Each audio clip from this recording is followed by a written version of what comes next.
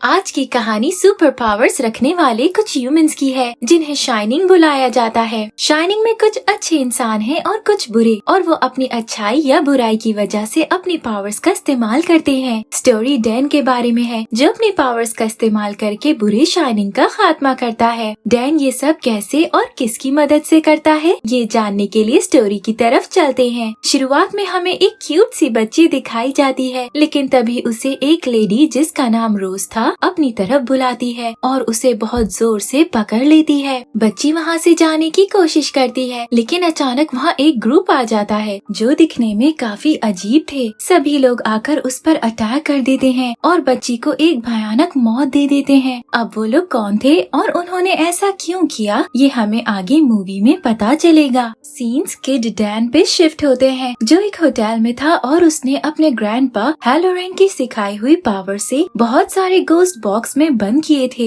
हैलोरेन मर चुका था, लेकिन उसकी आत्मा हमेशा डैन को गाइड करती थी। अब हमें दिखाया जाता है कि डैन एक जेंटलमैन बन चुका है, लेकिन अपने बचपन में बहुत से हॉरिबल इंसिडेंट्स की वजह से वो बहुत ड्रिंक किया करता था और फुल चिल लाइफ गुजार रहा था, जिस वजह से उसकी शाइनिंग भी कम हो चुकी थी। डैन एक लेडी के साथ वन नाइट स्टैंड के बाद उसके पैसे चुरा के बाहर जाने लगता है। तभी हैलोरेन की आत्मा आकर उसे रोकने की कोशिश करती है, लेकिन डैन इतना बदल चुका था कि अब उसे सही गलत में कोई फर्क नजर नहीं आता था। वो अपने ग्रैंडपा को इग्नोर करके वहाँ से चला जाता है। यहाँ एक और शाइनिंग गर्ल एंडी दिखाई जाती है जो थिएटर में बैठी थी, लेकिन तभी एक इविल मैन आकर बैठ जाता है। एंडी को पावर की वजह से पता चल जाता है कि वो चाइल्ड अब्यूजर है, इसीलिए वो उसे जान से मार डालती है और उसके फेस पर स्नेक बाइट का निशान बना देती है। एंडी एक अच्छी लड़की थी, वो सिर्फ उन्हीं लोगों को मारती थी जो मुजरिम थे। तभी उसे रोज देख लेती है और समझ जाती है कि वो भी शाइनिंग गर्ल है। वो उसे अपने ग्रुप के बारे में बताती है और अपने साथ शामिल होने का बोलती है। रोज ने ये ऑफर 40 साल से किसी को नहीं दी थी, लेकिन हैरानी की बात ये थी कि वो अभी बस 24 साल की लगती थी। रोज बताती है कि वो शाइनिंग ह्यूमंस को तड़पा तड़पा कर मारते हैं, जिस पर उनकी स्टीम निकलती है और वो लोग उसे इनहेल कर लेते हैं। इसी वजह से वो लोग ना तो उम्र में बढ़ते हैं और न ही जल्दी मरते हैं। वो एंडी को बहुत इंसिस्ट करती है और आखिरकार वो उसकी बात मान लेती है। रोज उसे अपने ग्रुप का नाम ट्रू नॉट बताती है। वो उसे अपने साथ ले जाती है और ग्रुप से मिलवाती है, जहाँ उसे अपने साथ शामिल होने का पहला स्टेप पूरा करते हैं। फिर रोज उसके अंदर से सारी अच्छाई वाली स्टीम निकाल देती है, जिस पर एंडी भी अब इविल बन जाती है। डैन अपने एक दोस्त बिली से मिलता है जो उसे जॉब करने का बोलता है और साथ ही उसको कुछ लोगों से मिलने का कहता है ताकि वो उसे अच्छी जॉब दे दे। डैन भी अब अपनी बेकार सी जिंदगी से तंग आने लगा था। वो अपनी पावर से एक डॉक्टर की बहुत पुरानी और महंगी वॉच ढूंढ कर देता है, जिस पर वो बहुत इम्प्रेस होता है और उसे जॉब पर रख लेता है। हॉस्पिटल में हमें एक व्हाइट कैट दिखाई जाती है जो हर उस पेशेंट के पास आकर बैठ जाती है जो मरने वाला था। यहाँ डैन जो पेशेंट ज्यादा तकलीफ में होते थे उन्हें अपनी पावर से अच्छी मेमोरीज दिखाकर सुला देता था और आहिस्ता आहिस्ता डैन को सब डॉक्टर स्लीप के नाम से बुलाने लगते हैं। यहाँ हमें ट्रू नॉट ग्रुप दिखाया जाता है जो काफी देर से शिकार न मिलने की वजह से काफी परेशान थे। तभी एक मेंबर रोज को बताता है कि आजकल लोग मेटालिक चीजों से ज्यादा अटैच्ड हो चुके हैं, जिस वजह से अब शाइनिंग ह्यूमंस बहुत कम रह गए हैं। लेकिन बहुत कोशिश के बाद उन्हें एक टारगेट मिल जाता है जो कि एक बेसबॉल खेलने वाला बच्चा था। वो लोग उसका शिकार करते हैं और उसे बहुत ही दर्दनाक मौत दे देते हैं और सारी स्टीम इनहेल कर लेते हैं। लेकिन जब वो लोग ये काम कर रहे थे, एक बहुत ही पावरफुल गर्ल एब्रा उस बच्चे को फील करने लग जाती है और अपनी मेंटल पावर से वो सब देख लेती है। ट्रू नॉट का ग्रुप बहुत ही स्ट्रॉन्ग फील करता है। तभी रोज को एब्रा का पता चल जाता है। वो बहुत हैरान होती है कि एब्रा इतनी मीलों दूर से भी वो सब कैसे फील कर रही है। सभी लोग स्टीम एब्जॉर्ब करने के बाद बच्चे को जमीन में दफन कर देते हैं। एब्रा अपनी पावर को यूज करते हुए किसी से हेल्प के लिए कांटेक्ट करने की कोशिश करती है, जिस पर डैन उससे फील कर लेता है और वो दोनों मीटअप रखकर एक दूसरे से मिलते हैं, जिस पर एब्रा डैन को सब बताती है कि कैसे एक ग्रुप ने मिलकर मासूम बच्चे को बुरी तरह से मारकर दफना दिया। डैन सुनकर बहुत परेशान हो जाता है और एब्रा को अपना ख्याल रखने का बोलता है, क्योंकि डैन को समझ आ जाता है कि उनका अगला शिकार और कोई नहीं बल्कि एब्रा होगी। डैन और एब्रा मेंटली कम्युनिकेट करते हैं, जिस पर डैन उसकी हेल्प करने का सोचता है और उसकी मदद लेते हुए बेसबॉल प्लेयर की डेड बॉडी बॉडी देखने जाता है। वो बिली को भी अपने साथ ले जाता है। उन्हें लड़के की लाश मिल जाती है जहाँ उसे एक ग्लव मिलता है, जिसका मतलब उसका दूसरा पैर ट्रू नॉट के पास है। वो उसे अपने पास रख लेता है। डैन एब्रा के घर आ जाता है और उसके डैड से मिलकर बोलता है कि एब्रा बहुत ही पावरफुल है, इसीलिए ट्रू नॉट के शाइनिंग इसके पीछे पड़े हैं और एब्रा को मिलते ही मार डालेंगे। इसीलिए वो उसे कहीं दूर सेफ जगह पर ले जाए। रोज अपने ग्रुप को बताती है कि अगर वो एक बार एब्रा की स्टीम एब्जॉर्ब कर लेंगे तो उन्हें काफी सालों तक किसी की जरूरत नहीं पड़ेगी। रोज एब्रा को महसूस करने लग जाती है और अपनी पावर से उसका पता लगा लेती है। वो उसके पास आ जाती है। रोज एब्रा को अपने जाल में फंसाने की कोशिश करती है, लेकिन एब्रा की पावर उसकी सोच से बहुत ज्यादा थी, जिस पर एब्रा उसे उल्टा ट्रैप करके खुद से दूर कर देती है। रोज अपने ग्रुप को एब्रा का बताती है और बोलती है कि उन्हें प्लान बनाकर एब्रा को पकड़ना चाहिए। इधर डैन और एब्रा भी उन्हें मारने का प्लान करते हैं और वो लोग बिली को भी अपने साथ मिला लेते हैं। बिली एक नॉर्मल इंसान था। वो इस सब पर विश्वास नहीं करता, लेकिन डैन के कहने पर वो उनकी मदद के लिए तैयार हो जाता है। रोज और उसके ग्रुप को ऐसा लगता है कि वो लोग एब्रा को ट्रैप करने में कामयाब हो गए हैं, लेकिन वो लोग इस चीज से अनजान थे कि वो एब्रा को नहीं बल्कि एब्रा ने उन्हें ट्रैप किया था। जब वो लोग उसके पास आने लगते हैं तो बिली डैन के साथ मिलकर सभी को शूट कर देता है, लेकिन रोज खुद को बचाकर भाग निकलती है। अब मैं आपको बताती चलूं कि वो लोग सुपर पावर्स तो रखते थे, लेकिन कॉमन इंसानों की तरह बुलेट या बॉम्ब से मर जाते थे क्योंकि उनके पास हीलिंग पावर्स नहीं थी।